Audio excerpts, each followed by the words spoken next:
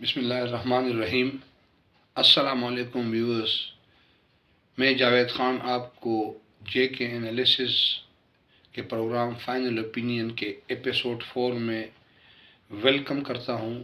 آج کا ہمارا موضوع ہمارے ملک پاکستان کا صحت کا نظام ہوگا۔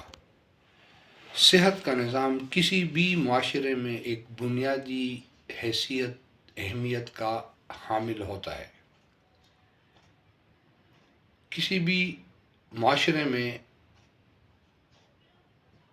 یہ اس ریاست کا فرض ہوتا ہے کہ وہ اپنے ہر شہری چھوٹے بڑے بوڑھے کو ہر قسم کی بنیادی صحت کی سہولت مہیا کرے بغیر کسی معاوضے کے۔ ہمارے ہاں ہر جگہ پہ اس کو آپ دو حصوں میں تقسیم کرتے ہیں، ایک جو میڈیسنز ہوتی ہیں دوائیاں، اور دوسرا ہاسپٹلائزیشن، یعنی جو لوگ ہسپتال میں کسی بھی وجہ سے آتے ہیں یا داخل ہو جاتے ہیں۔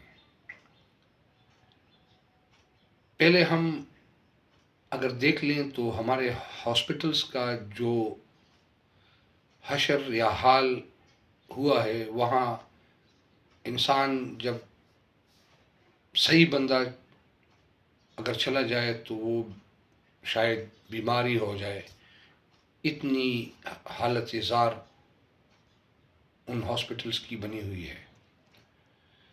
جانوروں سے شاید ہی بدتر صورتحال وہاں پہ بعض جگہوں پہ نظر آتی ہے۔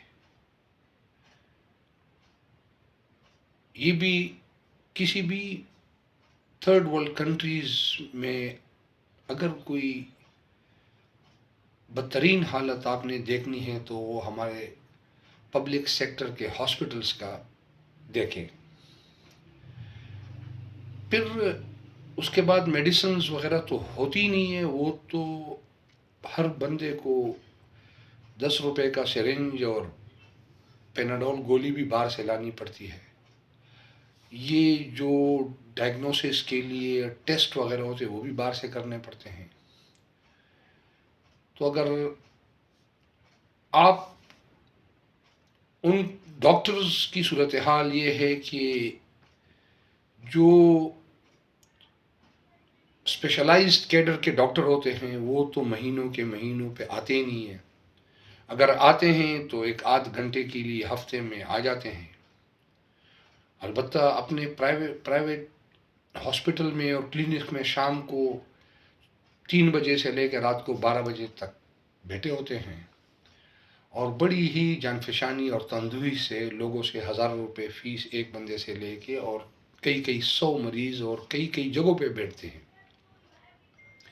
وہی ڈاکٹر گورنمنٹ سے بھی کوئی 5-6 لاکھ تنخواہ لیتا ہے، لیکن گورنمنٹ کے ہاسپٹل میں آنے کو وہ اپنی توہین سمجھتا ہے، لیکن اپنے ساتھ وہ پروفیسر لازمی لکھتا ہے اور حوالہ بھی دیتا ہے کہ اس گورنمنٹ ہاسپٹل میں میں پروفیسر ہوں، لیکن اسی ہاسپٹل میں آتے ہی نہیں ہیں۔ اگر آتے ہیں تو لوگوں کو ڈانٹ پیٹ کر کے چند مریضوں کو شاید ہفتے میں دیکھ لیں، وہ بھی اس سے شاید نہ دیکھنا ہی بہتر ہوتا ہے۔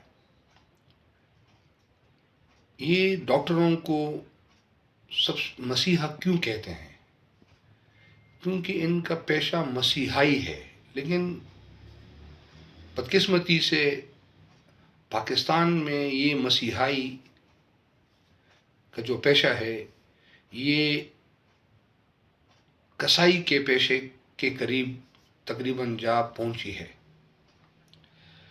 اور ریگولیٹر جو سب سے بڑا ہے وہ ہماری حکومت اور ریاست ہے، اور وہ خاموش تماشائی بنی ہوئی ہے، اور اس طرح ایک کھلواڑ یہاں کے عام غریب پبلک کے ساتھ جاری و ساری ہے، اور دن بدن یہ صورتحال باقی اداروں کی طرح تباہی کی طرف بڑی تیزی سے گامزن ہے۔ جو کوئی 2% یا 1% اشرافیہ یا امیر طبقہ یا پیسے والے لوگ ہیں، وہ تو اس ملک میں علاج کرتے ہی نہیں ہیں. وہ تو سالانہ 2 دفعہ چیکنگ کے لیے امریکہ اور لندن اور فرانس اور جرمنی چلے جاتے ہیں. باقی غریب لوگ جو جن میں اب یہ سکت بھی نہیں ہے کہ اسپیشلسٹ کو تو چھوڑے کہ وہ ایک جنرل پریکٹیشنر کو اپنے آپ کو دکھا دے، کیونکہ اب ان لوگوں نے بھی فیسیں 200-300 روپے کر دی ہے. اب ہم آتے ہیں میڈیسن کی طرف. تو میڈیسن بھی تقریباً اب عام جو لوگ ہیں اور وہ نزلہ زکام عام بیماریوں کی جو دوائیاں ہیں وہ بھی ایک کامن مین جو عام مزدور عام 80% جو لوگ ہیں وہ ان کی پہنچ سے اب دور نکل چکی ہے، کیونکہ پچھلے 2-3 سال میں ہی ان کی قیمتیں کوئی 300% سے لے کے 500% بڑھ چکی ہے. اور اس کے اوپر مختلف قسم کے نام، جس طرح میں نے پہلے بتایا، ہم خوبصورت نام دے دیتے ہیں. یہ نیپرا ہے، یہ پیمرا ہے، اس طرح ایک ڈریپ بنا ہوا ہے کہ یہ پاکستان میں ڈرگ ریگولیٹری اتھارٹی ہے. تو میرے خیال میں جس ادارے کو ہم نے تباہ کیا ہے یا تباہ کرنا چاہتے ہیں، تو اس کے اوپر ہم ایک ریگولیٹر اگر بنائیں تو بس سمجھو کہ اگر تھوڑا بہت اس میں کچھ ہے تو وہ بھی تباہ ہو جاتا ہے. اس سے پہلے بجلی کا نظام، یہ پی ٹی وی، یہ میڈیا، یہ اخبارات بہت زبردست طریقے سے چل رہے تھے.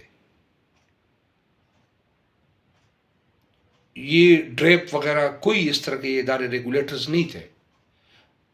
تو کیا ایوب خان، بھٹو صاحب اور جنرل ضیاء کے زمانے میں ادارے اس سے بہتر نہیں تھے؟ اس سے لاکھ گنا بہتر تھے. جب سے ہم نے ہر ادارے پہ ایک ریگولیٹر بٹھایا ہے وہ اس ادارے سے زیادہ کرپٹ ثابت ہو چکا ہے. میں تو یہ تجویز کرتا ہوں کہ اس ریگولیٹر کو ختم کر دیا جائے. ہزاروں لوگ اس ریگولیٹری باڈی میں ملازم ہوتے ہیں اور وہ لاکھوں کروڑوں روپے ماہانہ تنخواہ کی مد میں لیتے ہیں، اور وہ برابر کے اپنے نیچے ادارے کے ساتھ الٹا مل جاتے ہیں. جس طرح سیم مثال ہے اینٹی کرپشن پولیس جو چاروں صوبوں میں موجود ہے. آج تک مجھے کوئی یہ بتا دے کہ اینٹی کرپشن پر اس پولیس نے کسی پاکستان بننے کے بعد کسی ایک بندے کو ایک دن بھی جیل بھجوایا ہو. وہ سب سے زیادہ کرپٹ ادارہ پاکستان میں اگر کوئی ہے وہی وہ اینٹی کرپشن پولیس ہے. لیکن بس اسمبلیوں کے ایکٹ اور قانون کے تحت بنا ہوا ہے اور اس میں بے تحاشا ہزاروں لاکھوں لوگ کروڑوں روپے تنخواہ مہینہ لے رہے ہیں اور اس کے لیے الگ عدالتیں بنی ہوئی ہیں. تو اسی طرح یہ میڈیسن کا بھی یہ حالت بنا ہوا ہے.